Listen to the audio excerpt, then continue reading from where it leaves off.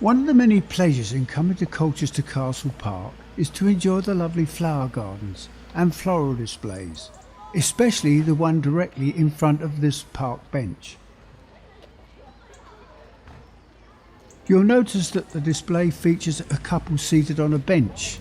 They were known locally as Marmalade Emma and Teddy Grimes and were famous tramps in the town in the early 1900s.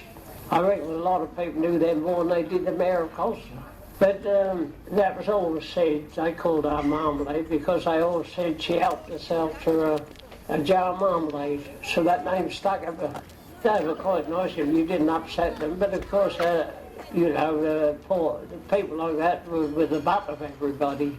She was the dominating figure. If anybody upset him, or she defended him. The Castle Listening Bench is just one of a number of projects undertaken by Colchester Recalled Oral History Group to take local stories to a much wider audience.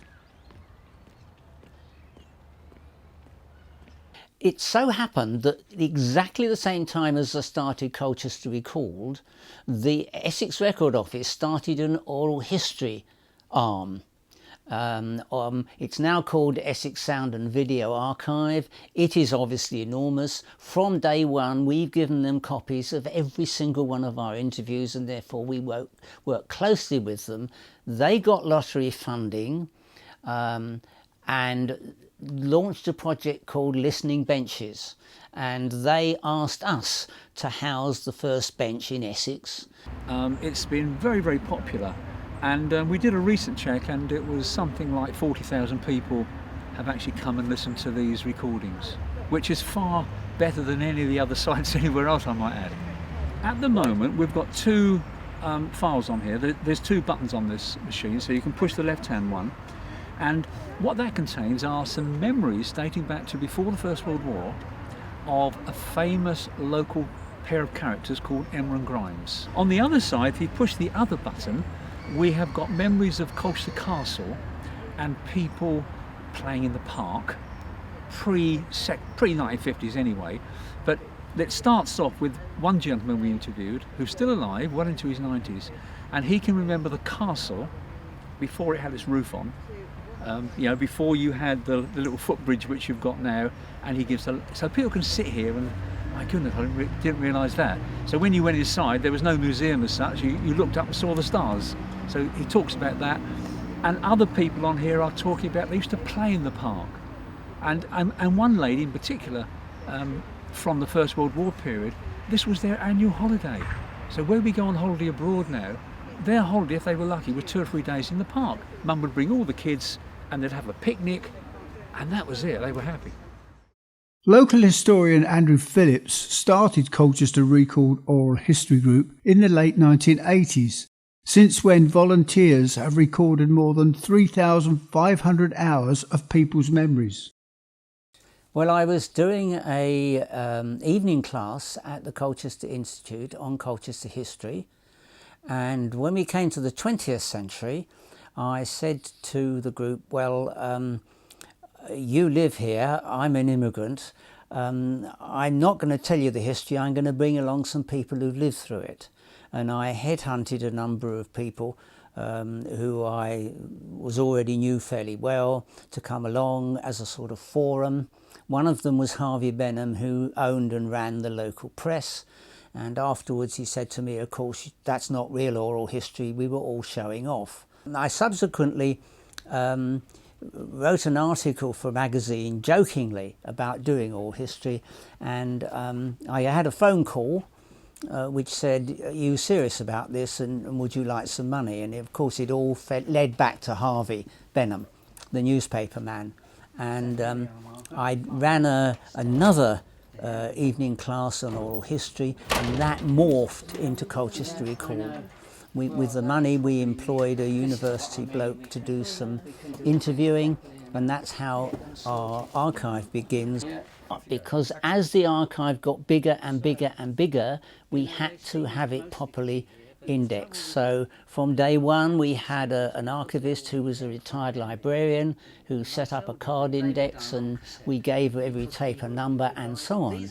Now that is a vast digital spreadsheet because the archive is enormous. We have over 1,700 people recorded, and you can't even start to access that or listen to it all.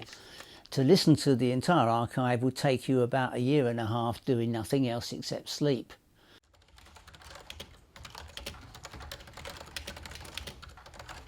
We have people who willingly listen to the interviews and either do a summary of the content or, better still, a full transcript of what's on it. Because if that's done digitally, it can be digitally searched, and that's our objective. So we start off with an interview which has a number, and then we have a summary of it which can be word searched on a computer, and finally a summary of that summary goes onto a spreadsheet so that you can log on, you can key in, oh I don't know, Colchester Royal Grammar School, and you can find all the people interviewed who went to Colchester Royal Grammar School. I think it started about 1988, and I started within that year, but not right at the very beginning. At that time, I was very much involved in local history. I was training to become a tourist guide at that time. I got to know Andrew Phillips, who was the man who kind of really kick-started this off. And I suppose it was at Andrew's invitation, possibly, that I sort of went along to the meetings and got very, very involved. And I got very involved, and over the years, particularly during the 1990s, was when we did a lot of our recordings with people who were late Victorians or born in the Edwardian years. I mean, we're so glad we did them. But over the years, I'm still very much involved. I'm the secretary of the group at the moment. I still do interviews, not quite as much as we did, but I've probably done somewhere between approaching 300 full interviews with Colchester residents, from 2-hour interviews to 10-hour interviews, all walks like, and we're still doing them. The oldest person that I interviewed, and possibly the group has interviewed, was a lady who was born in 1884, and she was telling me things like she attended Queen Victoria's funeral with her father when she was like a 16-year-old girl. She remembered watching her brothers and friends having races with penny farthing bicycles up and down the road. I've interviewed people who've served in the First World War, and we've got their poignant memories of what was like life in the trenches. Another particular favourite of mine, I interviewed a tram driver. Now, between 1904 and 1929, we had an electric tramway system in Colchester, and the only, I believe, the driver we have interviewed, I interviewed him, and he told me some of the perils of what it was like being a tram driver, how to slow the tram down when you're going down steep hills. I mean, things you never think about. Projects help to unite a team of interviewers, and we've done a number down the years very successfully. For example, Colchester once had a very important factory-based industry, the rag trade. It was feeding the London market, but wages were cheaper here. It employed women, they sat with industrial sewing machines, and many of them were still alive, old ladies, and we interviewed lots of them, and that formed the basis of a number of academic studies. We had a marvellous office in the museum accommodation near the castle in Colchester, but that has been declared unsuitable, and we've moved it to the main library of the university. And I know for a fact that lots of the undergraduate students working on their projects in the past and continue to make good use of our archive. And if they don't listen to the actual interviews, which they could do, they certainly refer to the summaries, the transcripts, if you like, that we provided. Information in, and then they can go to these hard copies and actually find the detail of the things that they've done. Because unless you've got a shortcut, it's very hard with all of this to find where things are. And they can read the short description. Now that short description can be word searched. Yeah. So you could key in Zeppelin, and it will take a few minutes and it will produce every single short description which says Zeppelin. And we'll be ahead of pretty well all the oral history archives that I'm aware of. which are just district based. I mean, the British Library got better facilities and so on, but for a regional, local archive, that's the ultimate. And we get lots of references in their works. You know, they'll reference the Colchester Recalled Oral History Society, for example, where they've got their information. Even in such big works as the Victoria County History, you know, academics make use of what Colchester Recalled has achieved. Some of the earliest recordings were undertaken by the newspaper man Harvey Benham. He preferred to interview folk using a reel-to-reel tape recorder, although most of his colleagues generally favoured less bulky audio cassette machines. Today, digital recorders are widely used. He interviewed a man who'd sailed in one of those great old smacks, fishing smacks that came out of Mersey, and he actually sailed to Iceland fishing, and he describes how they spent Christmas in Iceland in Jubilee year, and that was 1887. The Jubilee year, we were blocked in the ice for 9 weeks in one harbour, Sealy-Sewer. We were, there was no communication with us, with England, not then, because they hadn't got no cable laid until it was late after we came away from there. And the funny thing, the cable was run into Sealy-Sewer where we were blocked in, because that was a beautiful harbour and a church there and two like little villages. We've got an eyewitness story from the Colchester earthquake of 1884. Mother told me about it.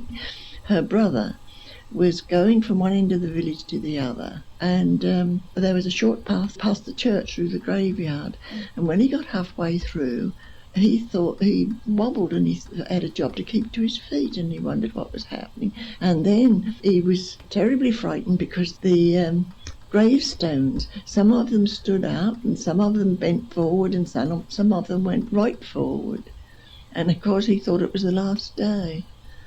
And he scrambled along, and when he got a little further to the rectory, that had chimney pots off, and then the penny dropped and he guessed it was an earthquake.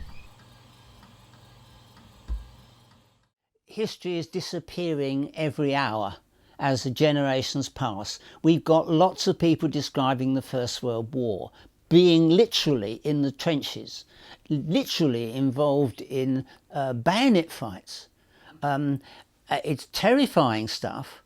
And now, over the horizon go the generation who fought in the Second World War. And we actually did a project for Essex County Council at the 50th anniversary at the end of the Second World War. And we're very proud of it because we've got everything.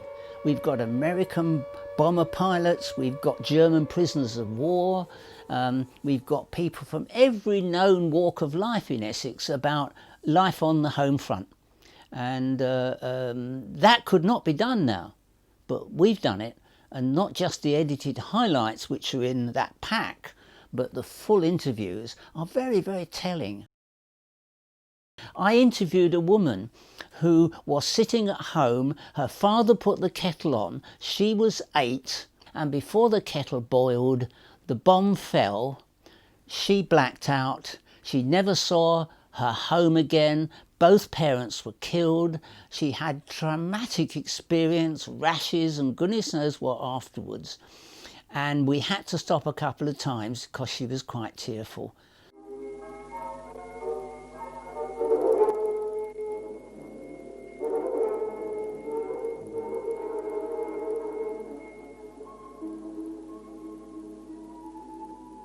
We're currently working with the Mercury Theatre, who have lottery funding to record their archive, and I'm supervising an oral history archive of the history of theatre in this area.